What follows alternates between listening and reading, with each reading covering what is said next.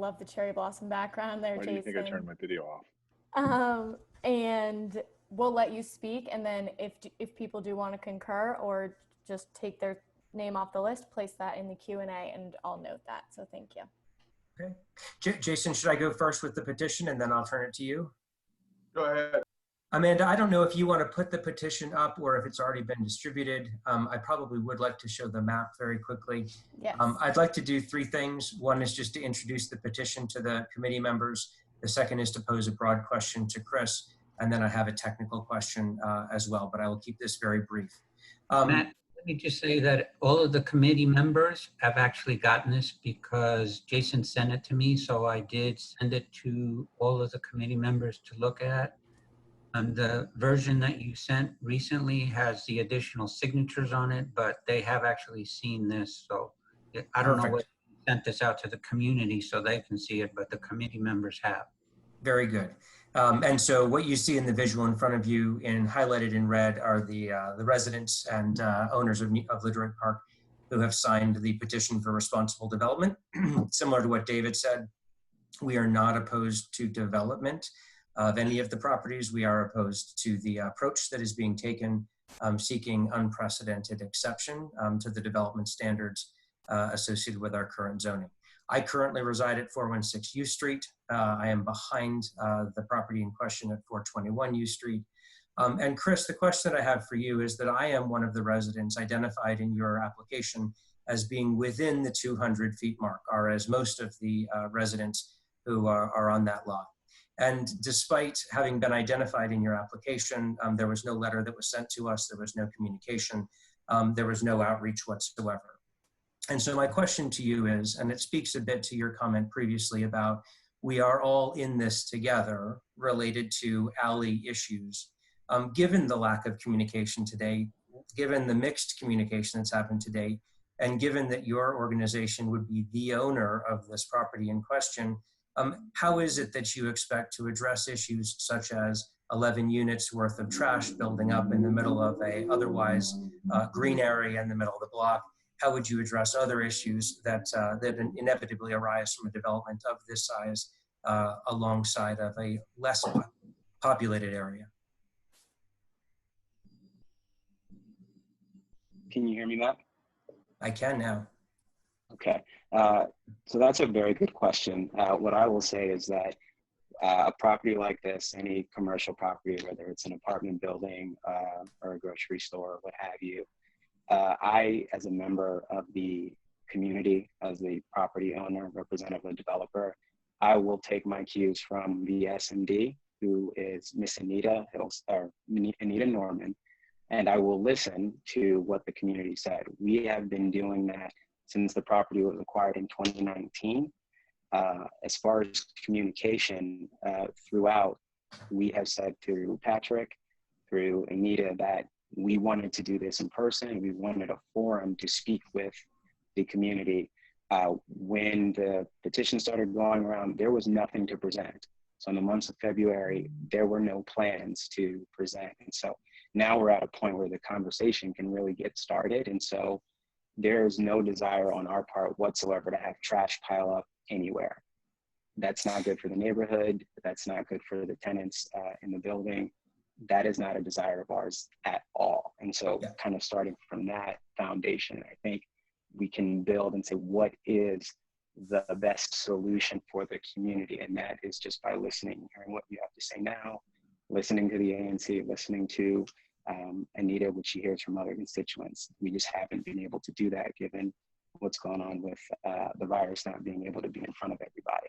So, yeah, and I appreciate those comments. I think I'll rebut in two ways. The first is that an email does not transmit COVID. And so there are plenty of ways in which you could have communicated directly to those who will be your neighbors in this neighborhood.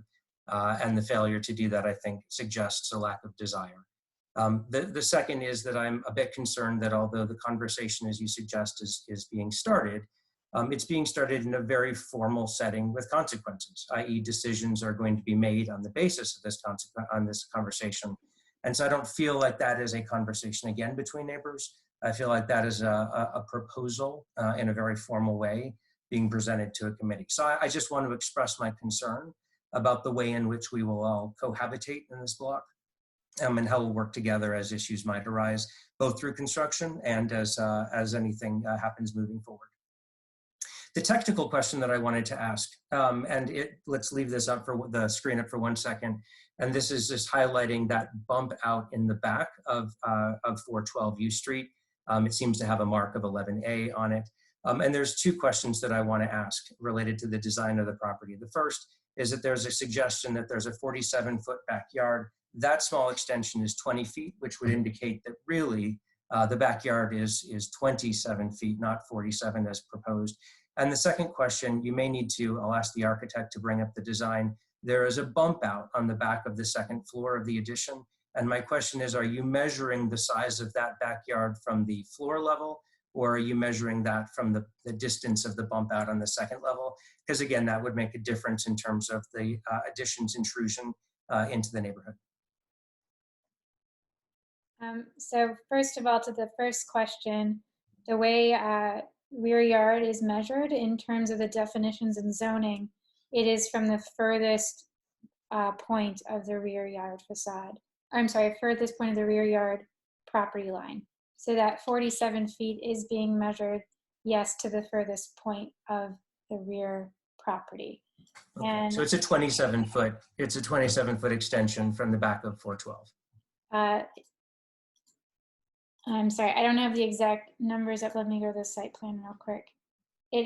But in terms of where the rear yard is to be measured from, by definitions under zoning, we are measuring that rear yard setback from that location.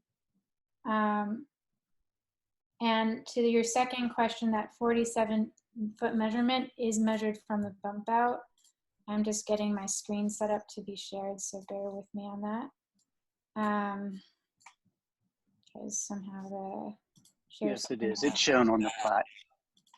Yeah. It's from the bays. Right. So from the 47 feet is shown to be measured from the rear bump out. Okay, thank you. Jason, I'll pass it to you. Okay, hi everybody, and thank you so much for taking the time. I would like maybe before I ask my question just to, and I know it is getting late, to request that maybe some of the other folks who are on the list be given the opportunity to speak as well. This is an unprecedented circumstance. This also is probably the single biggest proposed development in LeDroit Park in many, many years, and certainly the most different from what we've had previously. And I do think, and we really haven't heard from any of the longtime neighbors like Clinton Jones or Lillian Williams, and would like to make sure that some of those voices are heard as part of this, as well as folks who are directly abutting the property, like Christopher Warren, who will have basically this property's trash be sitting in his backyard. I wanted to raise the historic preservation issue because I mean, look, most of us who live in this neighborhood have dealt with Brendan, and by the way, to the architect, his name is Brendan, not Brandon. And we all know how difficult he can be, and HPO can be. We sometimes grumble about it, but I think all of us are actually very happy and take pride in what we are doing to contribute to a historic project that has been going on at least since the 60s and 70s, when LeDroit Park began its journey as a historic neighborhood. I have some serious doubts. I feel like the team has overstated Brendan's support from a couple of fronts. One is, in the petition, they say that the house will have limited visibility from T Street, which is just patently false. There is a wide space, wider than the lot of the house itself, of empty space to the west of the property, through which you could easily see the house in the new addition. Moreover, you could see it directly from 4th Street. You can see it directly from 3rd Street through the alley. And perhaps most importantly, you can see it from U Street.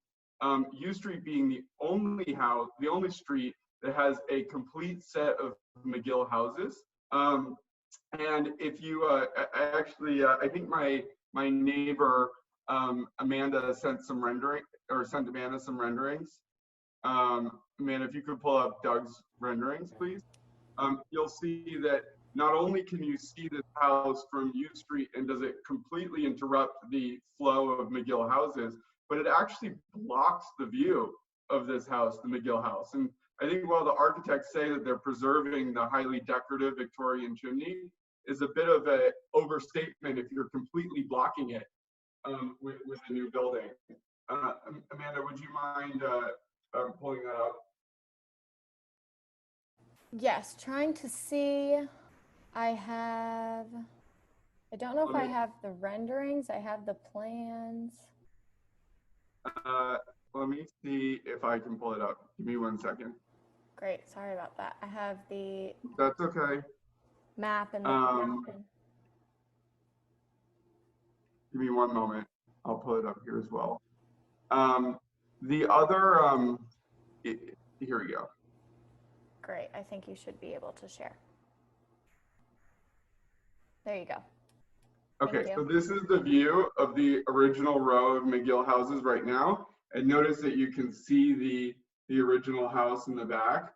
And I would note that the ability to see the houses through each other's backyards was a part of the original McGill plan, as one of the committee members said. And moreover, HPO has stated that that having these the open space is an essential characteristic of historic LeDroit Park.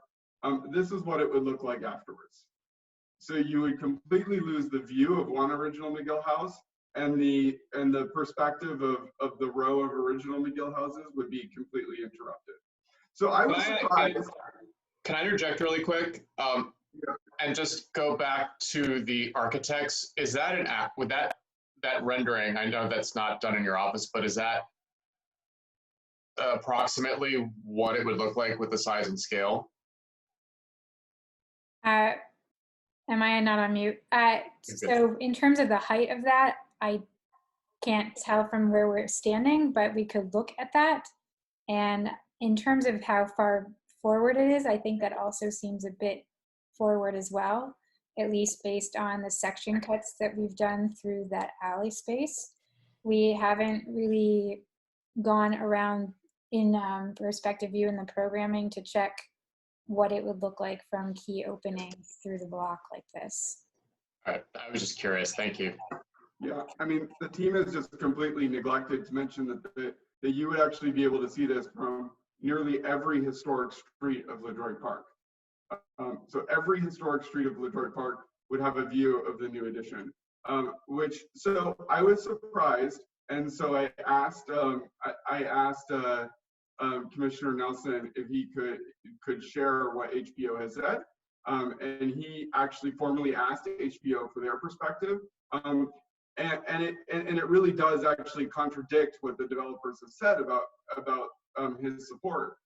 In fact, it doesn't say, as the developers have purported, that they need to have a roof height of over 40 feet to match the roof height of the original building. It doesn't say any form of support for this building. It simply says that the role of HPO in the run-up to the process is to advise the developer as helpful, and that Brendan could not speak to whether the board would approve it or not.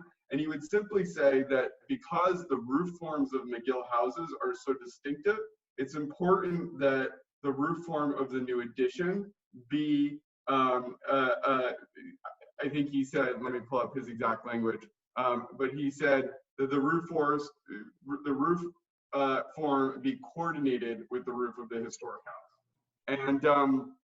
And moreover, so one, I would like to ask the developers what evidence they have that HPO really is supportive of this, given everything we know about working with HPO, those of us who have lived here for many years. And two, I would like to know why, if they were trying to coordinate the roof form of the original house to the new house, did they not make the roof 2 stories in the back where it would match the part of the house that it's attached to?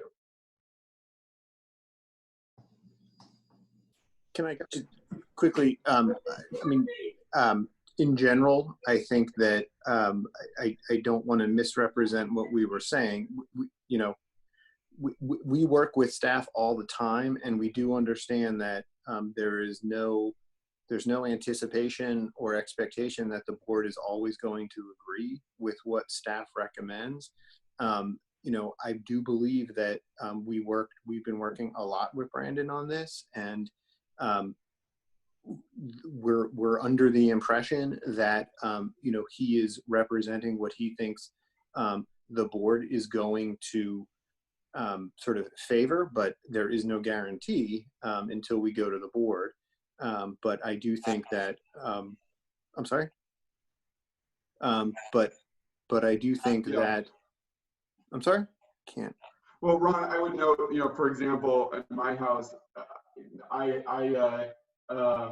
created a bit of an extension in the back of my house, and I had to specifically engineer a roof at a cost of, you know, several tens of thousands of dollars, so that it would be completely hidden from the street.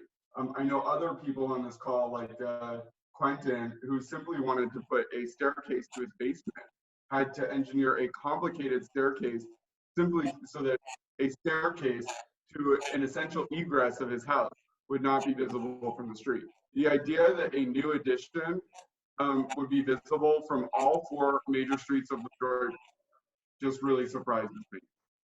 Yeah, and again, you know, it's always sort of a constant discussion with HP as to you know, levels of visibility, whether how visible it is. And again, all we can do at this point is you know, look to staff to give us a little bit of guidance, and wait until we go to the board. And I respectfully believe that we've done that.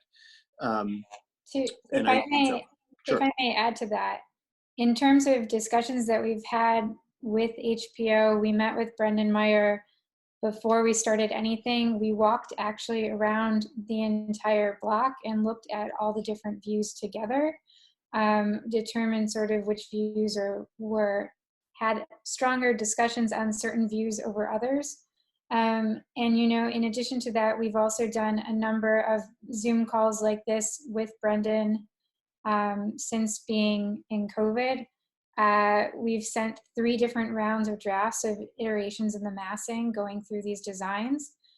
We also, before we even got past our initial concept designs, had sent them to Brendan, and I know he sent them on to other staff members for additional comments, because I think in this particular project, HPO was trying to make sure that it wasn't, again, just one staff member's opinion, but that it was in line with the office as a general whole. And you'll, of course, right, as you continue through this process and continue to work with HPO, you'll see ultimately what is and isn't approved.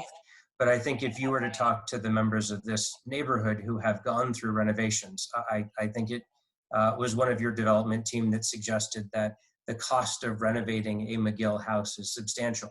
And I will agree with that, right? I live in one of the original McGill houses. It is a fortune to renovate this house. I have a new slate roof and no electricity in my living room, right? I had to refinance to be able to do that. This is a very expensive undertaking, and there are certain things that have simply not been negotiable for the residents of this neighborhood. A roof has to be slate. The developer across the street from me had to stop work and put on a slate roof. What I'm seeing in yours is a much more modern design. The placement of entrances and windows so that they're not looking into other people's yards are things that you'll get feedback on. And so, you know, we'll see how it unfolds. But there have been very, very strict standards, which we have lived under for good reason, because we're preserving and protecting a historic look of a neighborhood. And I'm certainly not questioning that at all.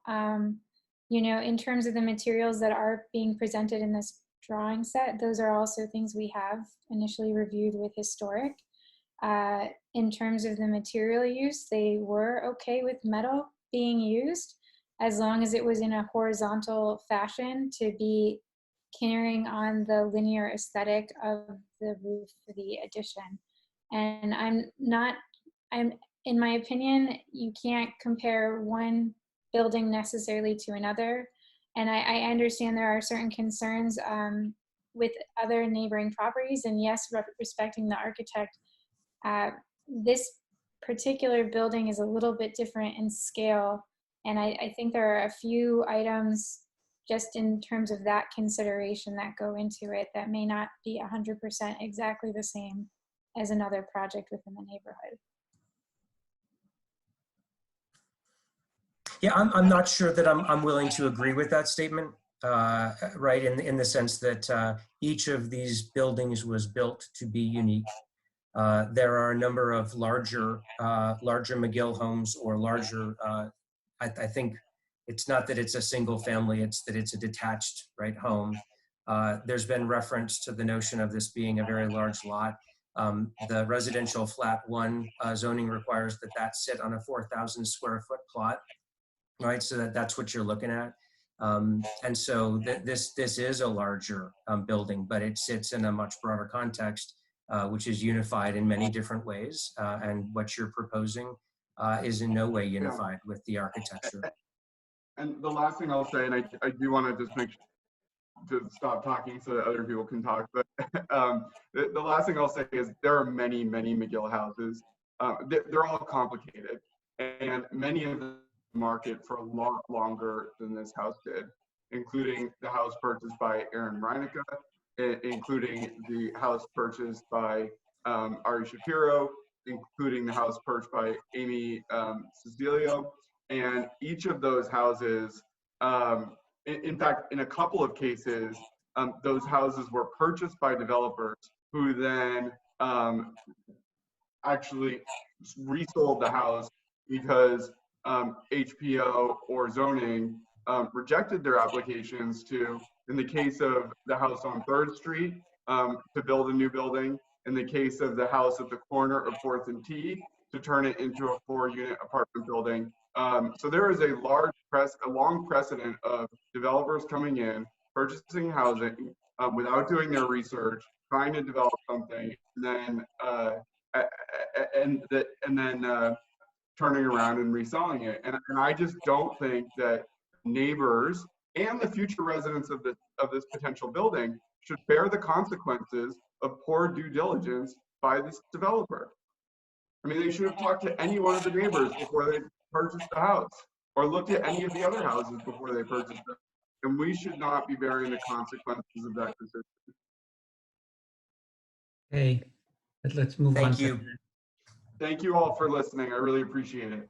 Thank you. Thank you both. Okay, so I do want to allow a few more folks who were on our list before. I think I had something submitted from Quentin Kelly, and I think I see he is still on. So I'm going to put Quentin into this chat. How many more people do you think we have, Amanda? I think a few folks, so thank you for everyone who is putting in the concur and support of your neighbors. Okay. Please continue doing so. And then I think we have just 2 or 3 more folks. Right now I'm seeing Veronica. I know that she had a specific question, and I'll continue to review the list. And we'll hear from Quentin. Well, we're at 9 o'clock now, so technically our meeting normally would be over. So I want to have people be able to make their points, but we can't go on and on and on. So please ask your question and be succinct so we can move to a conclusion. Right. So I think the best way is we'll hear from Quentin now, and then if anybody has any pressing matters that we have absolutely not touched on, please put them in the Q&A and I can read them live for you, or if it's specific, we'll have you on for a short moment. But we'll hear from Quentin now and then we can go from there, I think. Okay.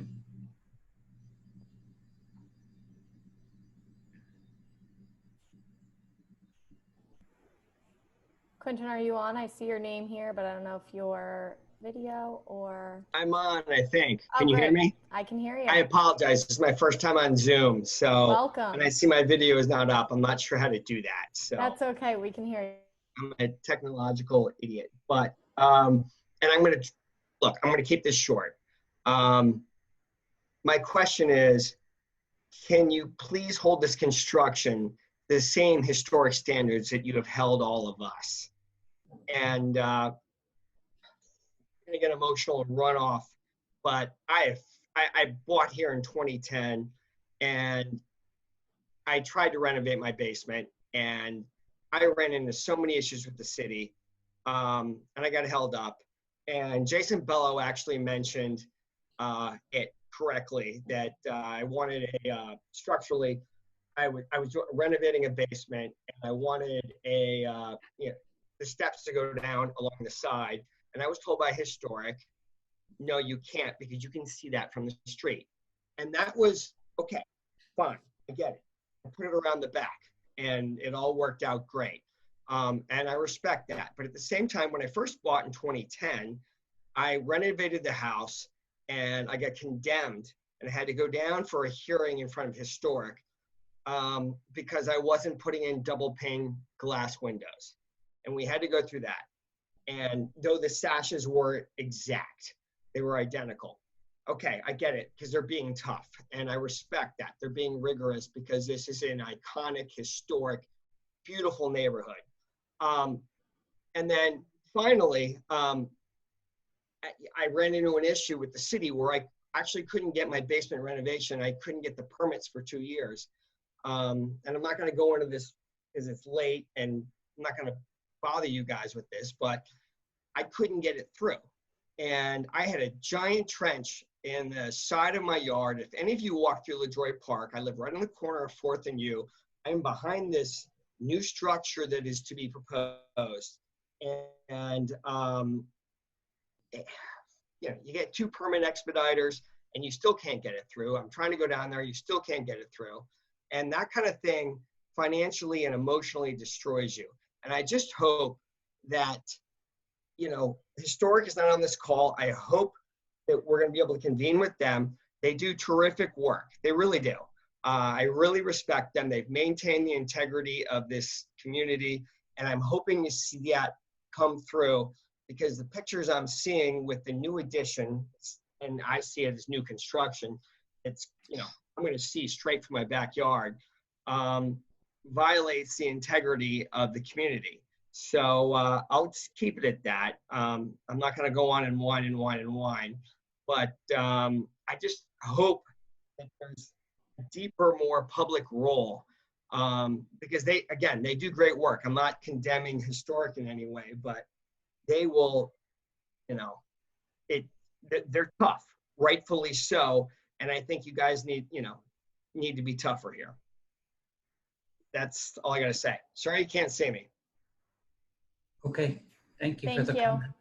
Thanks for being brief and the detail. We do have a brief question from someone who I will read out. Just about, I'm not sure if the lawyer or if Chris, you can speak to this, but about tax lot 807, and this is from Megan Teague. If you do not own the tax lot right now, how do you attempt to take ownership of the underlying lot?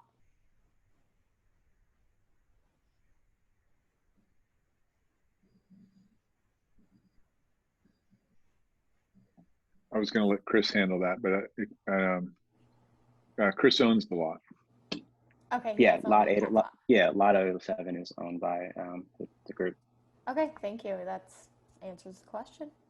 And then I'm going to let, sorry, there was somebody on here who I said I would allow just a brief comment. Oh, Miss Williams.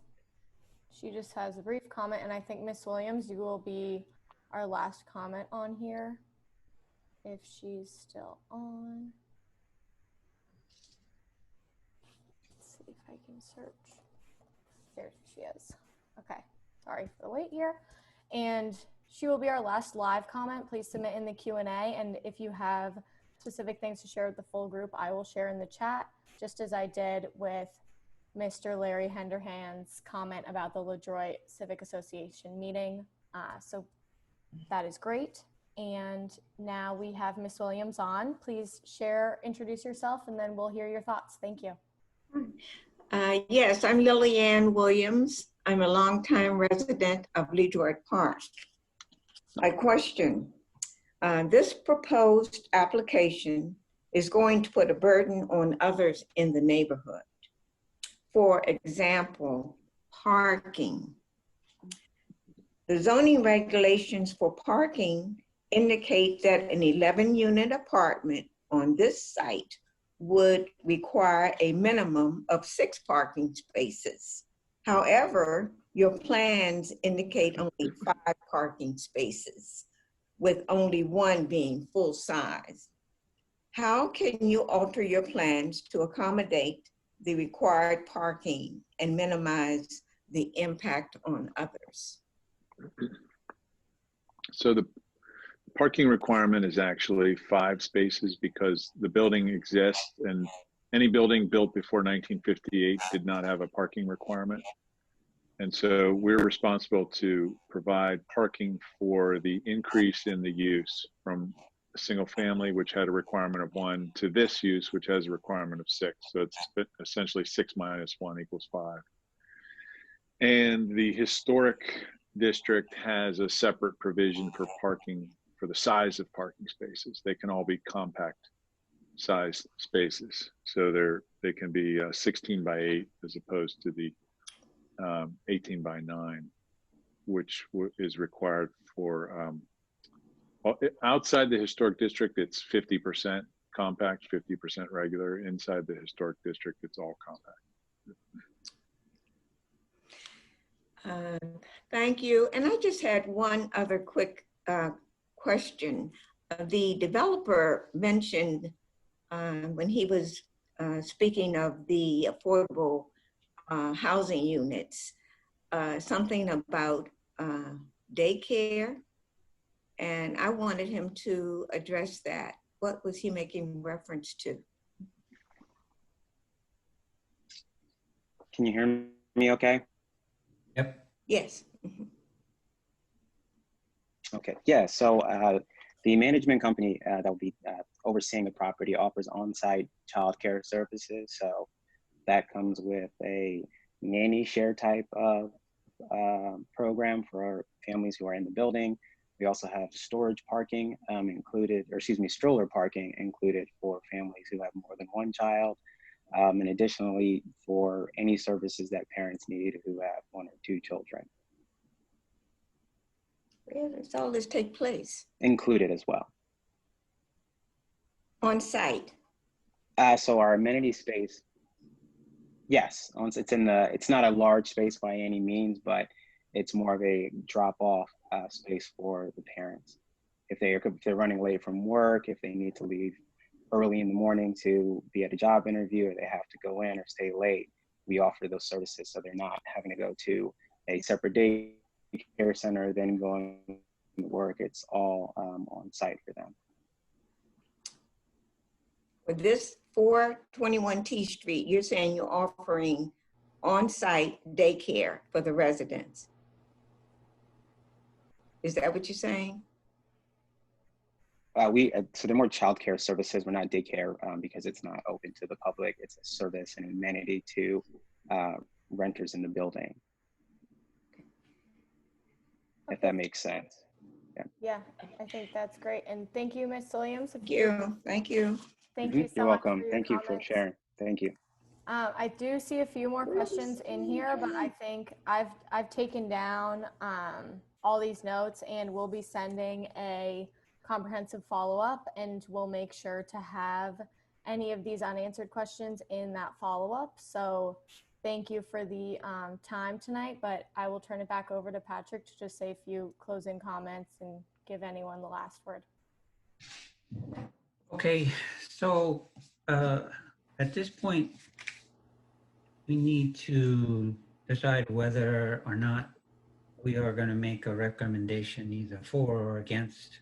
At the bare minimum, we need to do something for, excuse me, HPRB, because that hearing is coming up next month. I had a hearing date postponed, so it'll be for next month.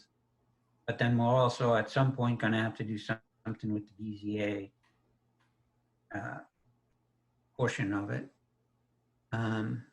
I don't know if Anita is still on.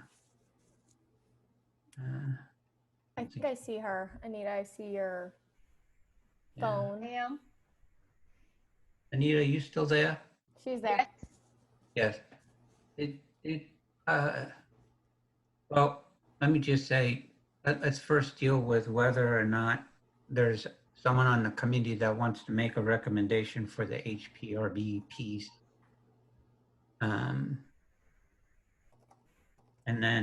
then we'll deal with the zoning piece of it. So is there a committee member that is willing to step up and make a motion? Sure, Patrick. You know I always do that. Yeah, well, I kind of figured you would, so it's either you or me. I mean, I also sent the committee kind of a draft motions if you have access to your emails by chance as well. But for the HPRB, I'd like to make a motion that the committee recommend to the full ANC to oppose the applications, the application of 421 T Street Northwest, their application for concept of massing, specifically that the height of the structure exceeds the 40-foot limit allowed by even a special exception of the zoning code, and that is higher than most even primary structures on the block. And number two, that the massing of the addition is just minimally smaller than the original McGill house rather than subordinate to the structure as most additions should be. Okay, so we have a motion from Joel. To have a second?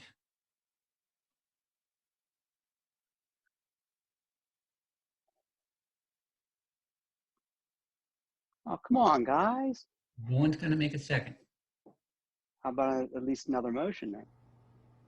Okay, so is there someone who wants to make a different motion since that has not been seconded? I'll second it. Brad seconds the motion. Brad, you said you second it? I second it. Okay. I'm seconding it. Okay, so we have a motion that's been properly moved and seconded. I need to get a vote, so I'm going to ask each person to state your name and say whether you are for, against, or abstain. Before we vote, can we comment or yes, a question? One of the things, I have a hard time with this because the zoning impacts the historic nature of the building. Somehow it's hard for me to act on the historic nature without getting resolution on the zoning. If there's less units or if it's less dense or so on by zoning, then that might affect the historic nature of the house. Yeah, and Brad, I agree with you, and that's kind of why I'm proposing to deny it, because with their proposed 11 units, yes, they might need this massing. I think with fewer units, they don't need this massing. And I think this massing is being driven by the 11 units, and I don't think the massing should be this large to begin with. And I'm also open to friendly amendments if somebody has questions. Hearing none. Once again, I will state that we have a motion that's been properly seconded. Those in favor will need to say, well, actually, I'll go back and say what I said. Why don't you do a roll call? Yeah, I was going to say, Amanda, will you please do a roll call, please? Yes, I will. So we have Joel who's created the motion, Brad who has seconded. I will call on our co-chair, Dan Winston. How do you vote? In for, against, or abstain?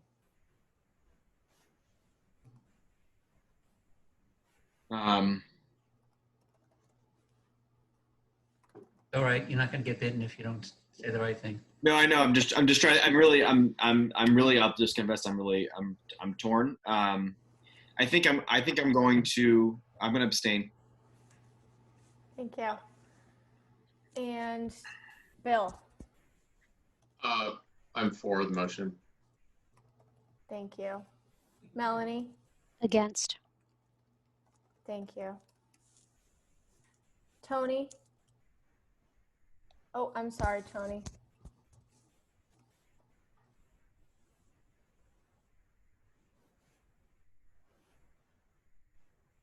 He's muted.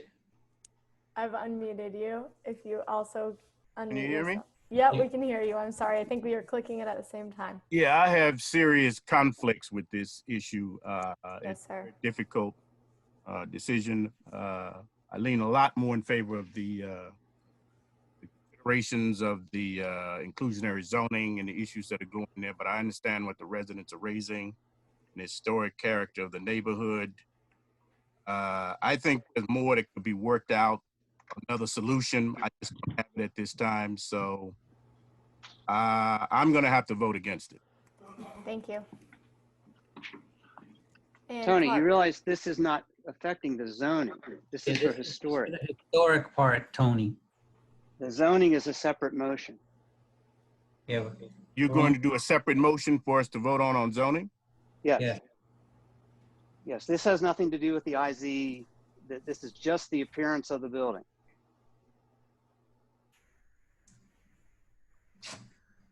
You can change your vote. We will allow it.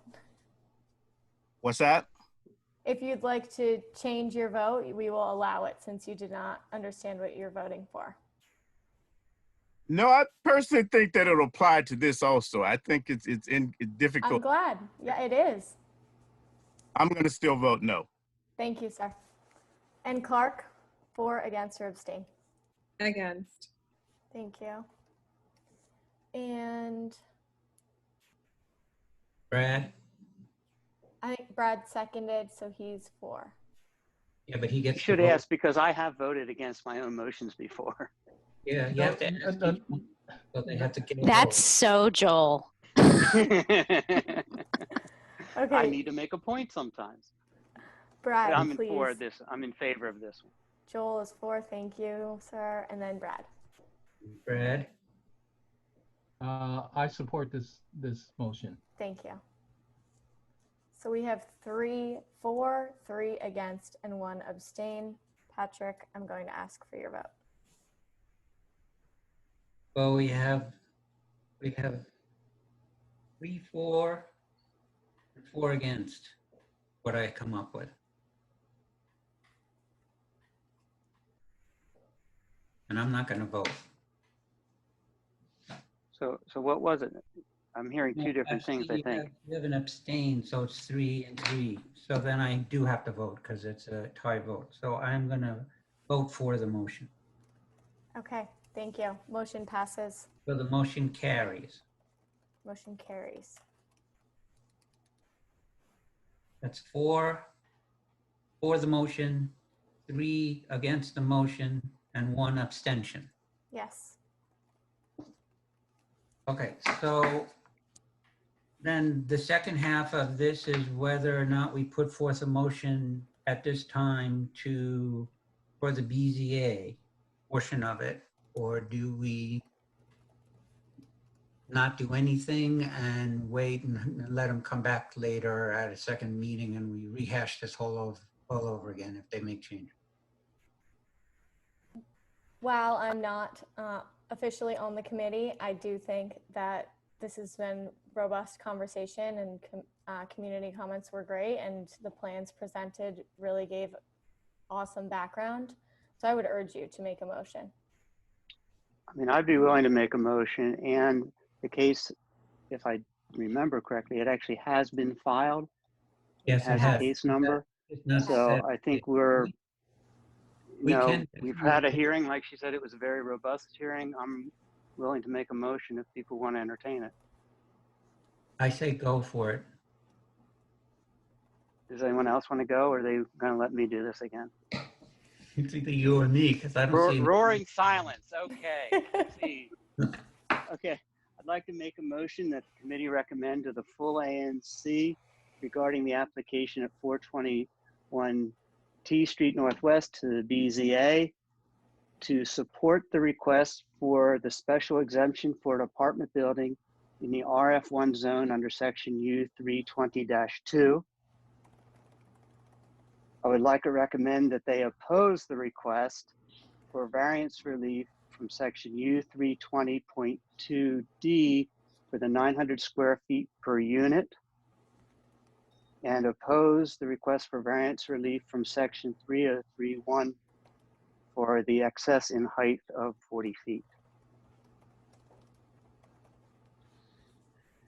Okay, so we have a motion. Does somebody feel willing to second that motion? Brad has raised his hand. I'll second it. Thank you, Brad. So All right. I just want to make sure so it was. So could the you just- motion, I'll read the motion again so Yeah. everybody understands what it is. The motion that Joel made was to recommend to the full ANC that it support the special exception for the residential conversion, but oppose the residential conversion of 320.2D and the height limitations of 303.1. Basically, it's supporting the use as an apartment building, Yeah. objecting to the 11 units, the 8 units that are required by the 900 square feet would be the limit, and that the height would be limited. Since they've requested the variance at 40 feet, that means they would drop down to 35 without requesting a special exemption. Right. So we have a motion. It's been properly seconded. We will now do a roll call on this motion. So I will go to Commissioner Winston, for, against, or abstain. I am against this motion. Thank you. I will go to Bill. I'm for this motion. Thank you. Melanie. Against. Thank you. Tony. Be against the motion. Thank you. Clark. Tony said against. Tony is against. Against this motion. Thank you, Clark. And we have, oh, I'm sorry, Brad, I'm assuming it's a 4. I support this motion. Thank you. And Joel, triple check. Support. Thank you. So we have 4 against and 3 supporting. So this motion does not carry. The motion does not carry.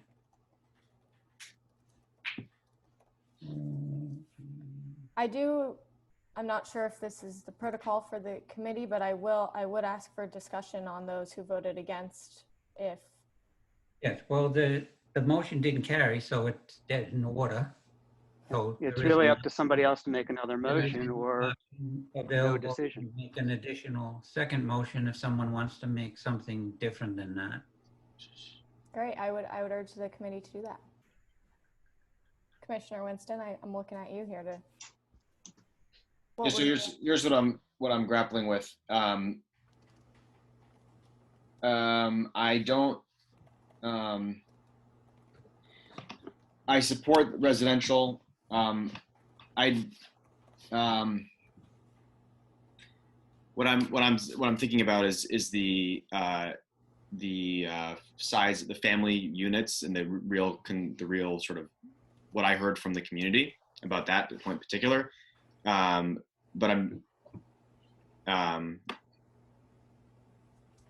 what my reaction here, and I am like I said, I wanted to spend my time listening, and like we come to this issue as it kind of hits the exclamation point, is that we need like we would want more time for the developer to come back with a little bit of a better plan, but I don't have enough context on this. I mean, and so I just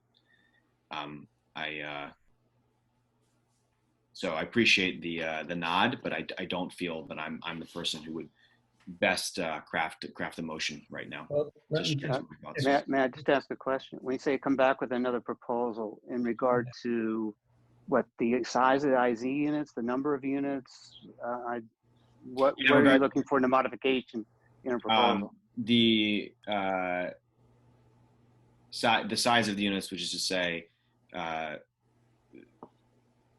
the size of the units. I mean, and also we need to give, if we're going to do this, we need to give the developer some guidance as well. Yeah, no, absolutely. Like I said, Well, we have to have something that is going to be in response to what they've asked for. So Yeah. they've asked for these things from the zoning commission or from the BZA board. So we have to do something along the lines of what Joel pointed out, to either support something or not support something. And then we can make a recommendation, as I said, in sending to the BZA that if we were to support this, that here's the qualifiers that we want in place to do it. Yeah, I mean, I didn't put any qualifications. I mean, if there's something, you know, would not support 40 feet, but would allow, accept, you know, under 40 feet, which would mean a special exception for 35, you know, something along those lines. I was just reacting strictly to what they're applied to for. I'd like to make a motion, please. Certainly. I need to figure out who's talking. It's Melanie, sorry. Melanie Oh. Starkey would like to make a Oh, motion, please. there you are. Hello, friend. I would like to make the motion to the ANC to support Vitus Investments LLC's request for a special exception under the residential conversion requirements of subtitle 320.2 for variances in support of the variance from the residential conversion requirement of subtitle 320.2D and support the height limitation, the variance from height limitation from subtitle E303.1 at 421 T Street Northwest. I second the motion. Thank you, Clark. Okay, so we have a second. We have a motion from Melanie, We have a second from Clark. second from Clark. And I have a question before we vote. No, call the question. I have a question before we vote. Go ahead. I understand that your motion is to support the height limitation. Is that correct? To support the applicant's request for a variance from the height limitation. Yeah, a variance for the height, but you're not, your motion doesn't include the 900 square feet requirement? I am also moving that the committee recommend support for the variance from the 900 square feet, which is listed here as the residential conversion requirement. I see, okay. Essentially, the motion is recommending support for the application as presented. Yes, that's correct. Okay. Great, well, Brad, I will ask for your vote. I don't support the motion. Thank you. Joel? Opposed. Against? Bill? I don't support the motion. Thank you. Tony? Under the circumstances, I know where she's going. I'm going to vote in favor of the motion because I think the consideration, we need to really work with this more. I think it's much more serious issues to be weighed, but if I had to take a vote, I'm going to vote in favor of it. Thank you, sir. Commissioner Winston?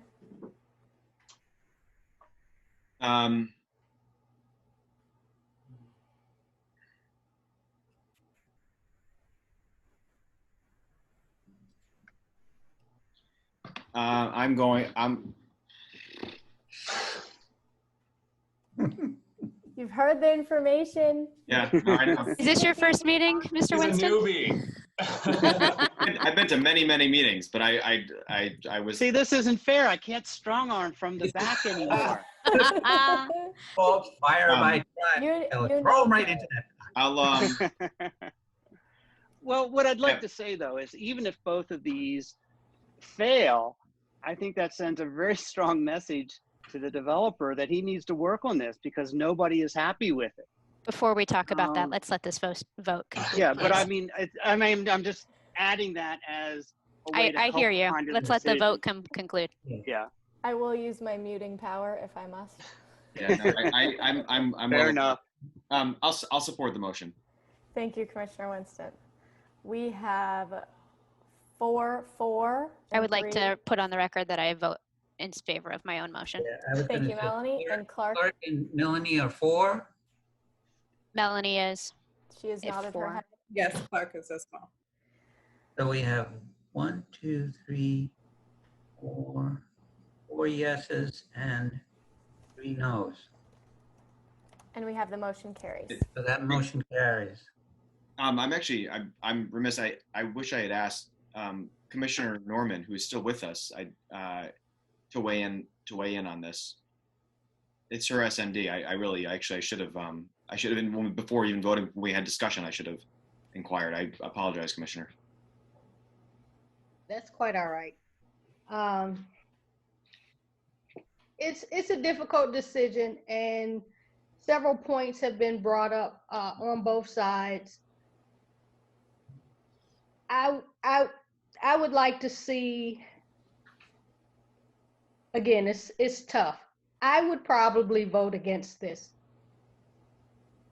See, my problem with voting for it like this is now the developer has gotten approval. He doesn't really need to come back and do anything else because he's got ANC support, or he's got this committee support. He has the Now committee's ANC support. He does not now the necessarily ANC have the ANC support. Right. And we do not know that he has BZA support and officially does not have Yeah. HRPP support. I would just echo what Melanie's saying. It's important to think about what's the role of this committee, and as it relates to a lot of other steps in the process. Exactly.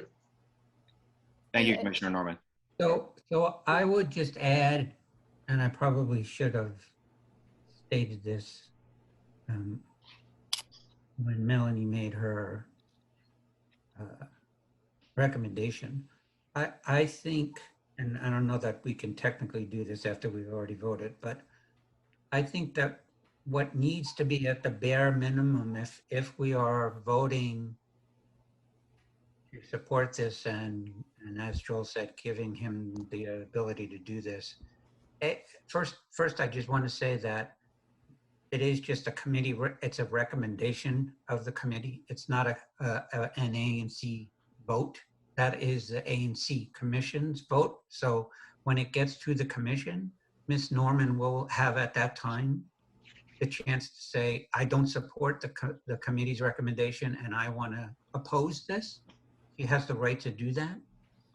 And the commission itself can also unilaterally say we don't accept the committee's recommendation and vote as they want to, either in support or against. But I will say that I think that if we're supporting this and giving them the ability without any angst, that I would feel comfortable as the chair saying that we need to put something in our recommendation that talks about the affordability and the issues that were brought up by the community, as well as what we've talked about in eons in our meetings in past, that whether or not the developer wants to or not, we want to have family-sized units. So if he's required to do 4 units and he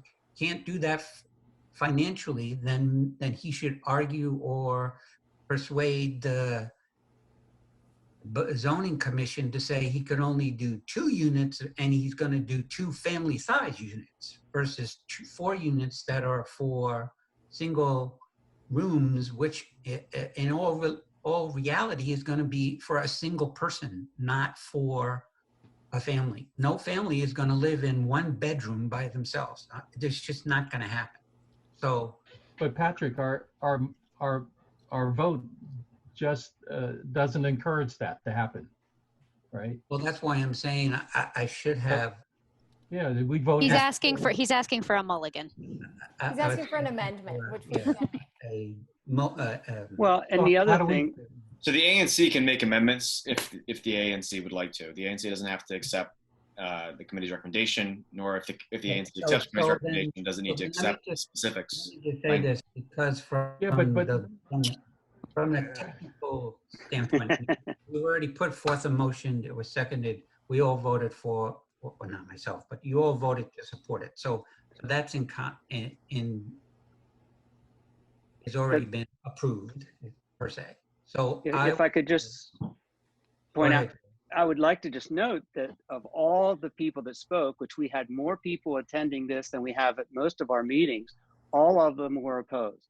There was not one community member that voiced That's not any true. support. There was somebody in the to- comments who in light of how long this meeting was running, there was one person, but in light of how long this meeting was running, said that they would let their comment go just online and did not take the opportunity to speak. Okay, I didn't see that. I saw the Q&As, but I just didn't see where that was. But okay, But the if I large majority. if I can make a comment, I find it's often the case that only the people who do not like a project show up for the meetings. I would like to. We can always add an advisory or comment. I mean, I would lean more toward the family for the inclusionary zoning. But if we didn't get the family, I'd hate to lose the inclusionary zoning. That's why I voted the way I voted. But if we can, that's nothing that stop us as a committee to add an advisory point or comment to that say we would prefer to have the family units in there. But Tony, every scenario that the developer suggested, 7 units, 8 units, 11 units, all came with inclusionary zoning.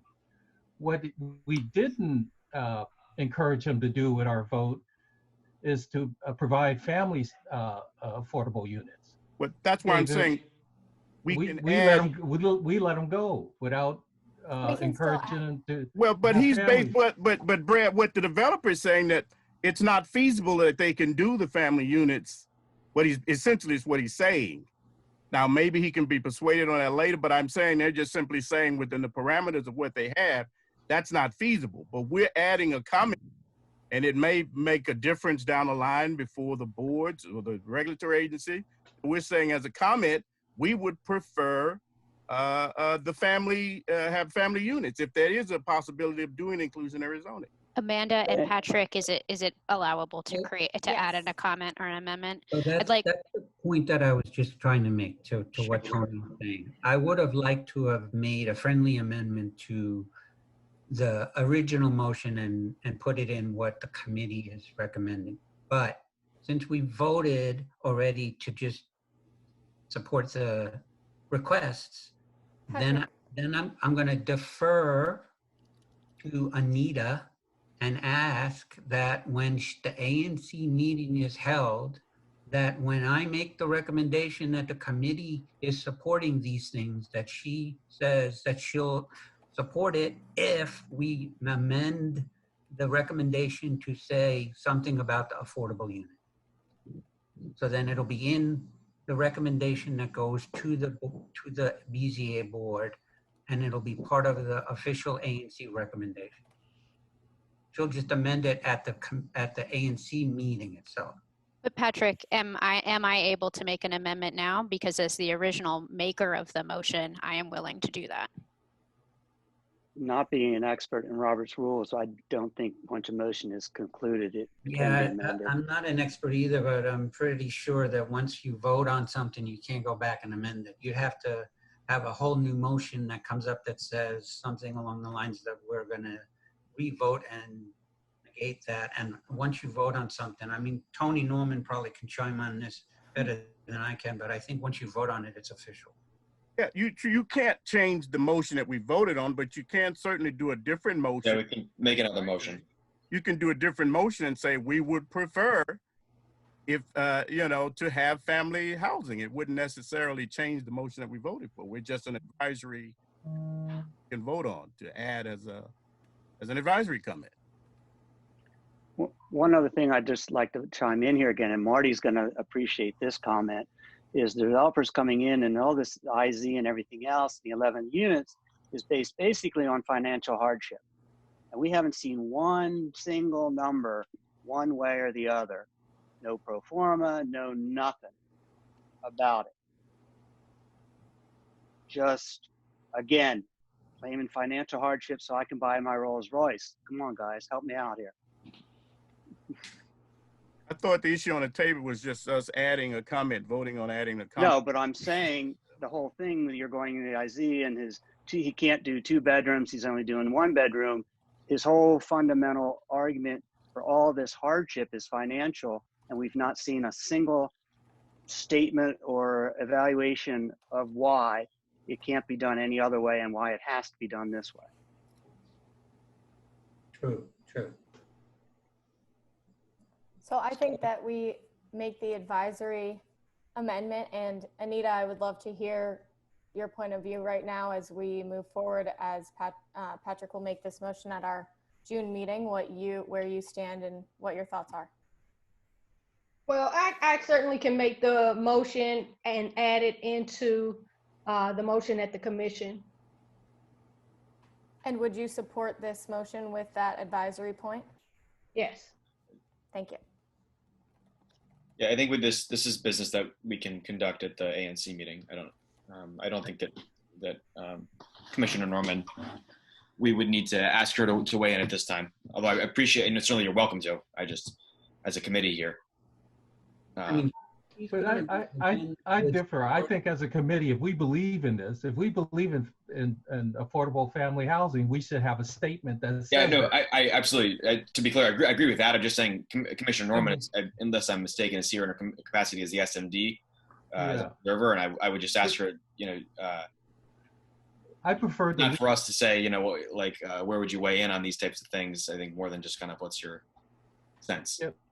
But my point is, if we're silent on this, then we're not committed to it as a committee. I agree. And that's fine. If that's the way the committee is not into it, then we can be silent. But if we're... What would be the next step? Do I need to withdraw, or do I need to make a motion that we vote to nullify the previous vote and then we make a new motion? What is the next step? No, we keep the present motion. We just add a different motion with our advisory comment of where we stand on the family. Yes. Is that true? Yeah. Yeah. That's all. Okay. Okay. As a committee, how many family IZ units are we asking for? Tony? That doesn't seem practical. Can do more than one or two. So we're talking between 1 or 2 family units. Right, so I would say that I'm not making this recommendation. I'm just giving you verbiage. Thank you. I would say that the committee would recommend that the developer lean towards the possibility of 2 units, one at a minimum. That is a family size unit. What is the committee? What would the committee be defining as family size? 2 or more bedrooms at a minimum. I mean, come on, let's not be fairy tales and unicorns here. Let's be specific. That's why I asked the question, Joel. I know, and I'm saying at least 2 or 3 bedrooms. 2 bedrooms or 3 if we have to choose. I would say you could use the language, Melanie, to say 2 units. Our goal would be 2 units one at a 2-bedroom and a bare minimum of 1 at 3-bedroom. Does anyone else have any thoughts on that? Joel, is that okay? How many 3-bedroom units are there? None. So I'm just saying, if you have a family of 4, that's a 3-bedroom unit. I don't know that it's the place for the committee to like define what specifically would constitute a family unit. I don't think, at least not in this at least for not this purpose. I think you don't need to do that to get the point across. No, but I think we do. But you do want to, Dan, you do want to put a little bit more parameter on. I mean, they're asking for a big give the here. Size of the unit that you want. It's not necessarily that it's a family size, and a family size could be a 2-unit or a 2-bedroom or a 3-bedroom. But you don't want to just say a family size unit, because then he can choose on his own to just do a 2-bedroom unit. And So then what's the motion on the table, or what's the specific language? Still figuring it out. Brad, what's your input on this? Because I know you care about this. Yeah, I think we should be specific and say 2 and 3 bedroom unit. And let me just weigh in on what I have. So we would recommend the developer lean towards the possibility of 2 units for family size units, 2 or 3 bedrooms. If it were to be a 1 unit that is family style, we would ask for 3 bedrooms. And if it were 2 units, we would ask for both units to be with 2 bedrooms each. I think that's what Patrick said. Or at least that's not, I don't think, what Joel followed up with. What would you change? So read that one more time, Amanda, just so I hear what you said. So we would be recommending 1 or 2 family units with 2 or 3 bedrooms. If it were to be only 1 family unit, we'd ask for 3 bedrooms. And if it were to be 2 family units, we would ask for both to have 2 bedrooms. So yeah, that's close. It needs to say, so where the committee recommends the committee recommends that the developer be requested to provide in its affordable units a minimum of 1 unit at 3 bedrooms and possibly 2 units, with the second being a 2-bedroom. Great. Is that okay for you, Joel? So the first unit has to be 3 bedrooms. The second unit is 2 bedrooms. Unit 3 and 4 could be 1 bedrooms. Correct. Let me ask a question. If the developer is not doing 3-bedroom units, why is that a consideration? Why wouldn't you ask for 2 or 3 2-bedroom units? If 3 bedrooms is not even in his planning. Because he's asking for a big give here. He's asking for 3 extra units above what zoning requires.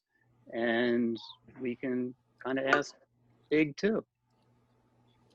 So what did you The logic I'm using, Anita, and it's purely just my thought pattern here. I'm not trying to put words in the developer's mouth, but my logic would be that if the ANC is requesting that it does family units, and BZA is requiring him to do 4 units based on if he gets the 11, then he should be able to, or at least I think he should, argue to BZA, the ANC wants me to do 3-bedroom and 2 bedrooms, so I'm willing to do a 3-bedroom and a 2-bedroom, but I'm only going to do 2 IZ units. I have to give up the 2 1-bedrooms to make the 2-bedroom and the 3-bedroom. And that's part of his job, to argue that, to get that. The ANC is requesting that he do family size. So we don't, the argument that we've had is that the 1-bedrooms aren't good enough. So if he's gonna be required by BZA to do 4 units, then he should go and argue in front of BZA and say, I'm required to do 4 units. ANC is asking me to do family units. So I'll do family units if you allow me to do 2 units IZ and take the 2 units that were the 2 single units in to combine them to make the requested ANC units. We'll still get 2 units, but we're going to get 2 IZ units that are family style. We're willing to give, and I'm only speaking for myself now, willing to give up the other 2 single units to get the family unit. But then those 2 would become part of the 11. So it'd be 9 regular units and 2 affordable. So you still have 11 units. No, I think we're just trying to fit way too much into this one project. It would actually lower the number of units because you'd have to use the square footage from the 2. Exactly. I mean, I'd be in favor of that. And that basically is why denying the 900. So, I mean, yeah, sure, I'd be in favor of 9 units with 2 of the family style IZ. That'd be great. But if we do it, what you were suggesting, he could possibly come back and say, okay, 2 IZ, I'll trade the other 2 for keeping my number at 11. I'm just gaming it out. How we need to be very specific, and like Bill said, this is complicated. You know, they're trying to throw a lot into a lot to maximize, and in a sense, the word is overdeveloped. You know, that's the whole reason for the extra 3 units to begin with. So then maybe, and it's how do we as a committee or as a community want to deal with an overdevelopment of a lot? Is IZ units, are they that important that we're willing to do that? Or do we want to keep the building smaller to fit in with the character of the neighborhood? I mean, we are asking some fundamental questions. And what precedence does it set? I think we're overanalyzing it. We're just putting in an advisory comment, and I can go with language that we had before. But Tony, I don't. I mean, this is a precedent. I mean, it really comes down to we're not setting a precedent. Just to be clear, I don't believe that we're setting a precedent. We've already taken our vote, Joel. We're just adding an advisory comment. Yeah. That's all. Well, I'm just raising the larger issues of what this development raises. Well, we can have another meeting to discuss larger issues, implications of it. But I'm just saying we can just add our advisory comment on the family units. That's all. If we put a family unit on the table through an amendment, these are rental properties. There's nothing that would mean that only families could rent those units, correct? As of right now, yes, you're correct. Nothing that would bar anybody else. That's correct. Yeah. What do you mean by as of right now, Amanda? Is there some sort of regulation on the horizon I'm not aware of? Nope, but we don't know what zoning is recommending, and we don't know what they will say to this. I got you. That makes sense. Okay. Legally, I don't think they could just specifically say what size. I mean, that would be a lawsuit. I don't think they could either. I just wanted to make sure I wasn't making that up. Yeah. No, but I don't think it would prohibit them from having 3 unrelated people rent 3 bedrooms either. Right. So then I'm getting to a feeling that we need to just make this a succinct statement that says the ANC recommends that the BZA board request of the developer that he put family-sized units in the development as part of the IZ requirement. Yeah, I think that's the most effective use of this, of sort of the role of this committee. I think that if we talk specifically about what we're looking for, we run into all these possible other cases, we can make a clear statement about let's just what are we trying to accomplish. And, since Melanie made the motion, she'll have to make the second part of it. But do I have to? I'm the only one who can make it. Well, no, I think it's more you're the only one willing to make it. At this point, I'm not sure I am willing to make it based on this conversation. So I will make a new motion that the ANC or the the committee recommend to the ANC that it asks the BZA board upon approval of this support or the requests on this project, that it requests that the BZA ask the developer to include a family-sized unit in the IZ required units. A1, as in one family-sized unit? At least one. I would offer an amendment to say that I'm going to say at least one at this point, because I don't know that we're going to get into the minutia of arguing how many units, because Joel's point is valid. And then we have to say that if you put one unit in and it needs to take away, I mean, theoretically speaking, and I think this could be discussed at this zoning meeting, but they would have to tweak their numbers to do it. I mean, the developer's already saying that he can't do it. All we're saying is that we're going to put in a request as a secondary piece of the referral to the commission, the ANC commission, that it asked the zoning commission to address that at least one of these units be a family-sized unit. Now we can say more than one, fine, but I at this point I think we're asking for way too much in the sense that I think it's going to bog down the whole system. So if we just say that then at the bare minimum we want one family-sized unit out of the IZ units that are required, see how they respond. Second that. Tony has seconded. Tony. Tony? Yes. Okay. So we have a motion that's been seconded. Ooh, my God.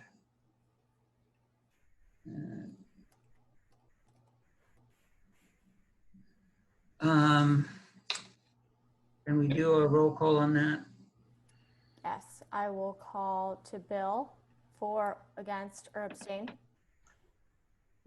This is tough. I'm all about IZ units, but I still think that this building is way too big and there's too much going on here. So, no. Thank you. Well, I need to understand on Bill's vote. Are we voting strictly on the motion that Patrick just made with no connection to the vote that already went through? Yeah. Yes, this is That's right. It's a totally new motion. It's a totally new motion. So Your Go ahead, motion Patrick. has been voted on and is done. Now I'm making a second motion to add this additional requirement that the ANC put in. Oh, so this is an additional requirement to the original motion that Mel made. Yeah. Yes. It's a new motion, but it's connected to that. She put in for the motion to support everything, and my motion is that we ask. Yeah, it doesn't change your vote, Bill, on mine. Okay. So I vote yes. Thank you. Noted. Take a 4. drink on it. I know. I need more. And Melanie, I'll go to you. Yes. Thank you. Clark? I vote yes. Thank you. Commissioner Winston? Me. Yes. Joel? No, No. Thank you, Joel. just because we have to have one no. I mean, Special place in my heart for you, Joel. I just want to. Hey, look, And I've sorry, I've Brad. argued my entire career for affordable housing, but I have problems with this project. Thank you. And I have Brad as 4. And Patrick, I will have the record show you're for your. Tony needs to vote again. Oh, I'm sorry, Tony, on your seconded motion, would you like to be for, against, or abstain? 4, yes. Thank you, sir. Okay, so we have 1, 2, 3, 4, 5, 6 yes and 1 no. Motion carries. I have a quick question. So there's some chat about a conflict among a committee member with the developer. This is interesting, and I don't know what that's referring to. Say that again. I didn't hear what you said. I'm looking at the community's chatter. And people, one of the committee members noted the conflict with the development. Can the committee member please say the conflict for the record, please? I don't know what that's referring to. Amanda, did you see that? I saw. I think it might be your abstention, Dan. I'm sorry? I was thinking maybe it was your abstention. I have no conflict with the developer. Does anyone have it? I certainly have no conflict with the developer, and I think if anyone on this committee does, they would need to disclose that. Oh, okay. Somebody just put in, we thought we heard a conflict of interest. No, there was no conflict, simply voting. But we do, thank you. Jason says thank you. Thank you for putting that in, Jason. Thanks for bringing that up, Dan. And I had my Q&A closed, so thank you. Okay, well, I think we have the vote on that with the motion carried. And Patrick, or any committee members? We have no other business unless anyone has any further comments that you need to make. We've voted for both pieces, and it'll now go to the ANC for its support or not. Just for the record, when is the ANC meeting? June And 4th. how will it be held by Zoom again, I guess? Yes, it will be held by Zoom, and it'll be, hold on one second. June 4th. June 4th. June 4th at 6:30 p.m. Yeah. And Thursday, June 4th. Zoom link is already on the website, anc1b.org, so you can register. We will absolutely be talking about everything that was talked about here tonight, and just thank you for everyone taking the time. Thank you. And you. I also understand that now the Detroit Park Civic Association has decided that they will now have a Zoom meeting sometime this week. I don't know. Anita can probably chime in on when that is, but Say that part again. the Detroit Civic Association is having a Zoom meeting sometime this week, next week. I have it, actually. It's May 26th at 7 p.m. And you can register on their site, LeDroitParkDC.org. Thank you, Amanda. No problem. At 6:30, you said? 7. 7.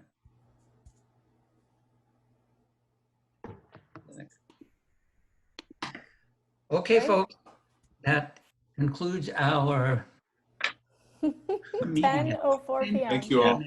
I just wanted to say thank you very much for your time. Yeah, Yes, thank you for your all time. to the Thank ZPD you. members and all the neighbors who commented. Thank you. Thank you, everybody. Everybody should. Bye. Have a good night. Bye. Thanks, everyone. Thanks, everyone. Good night.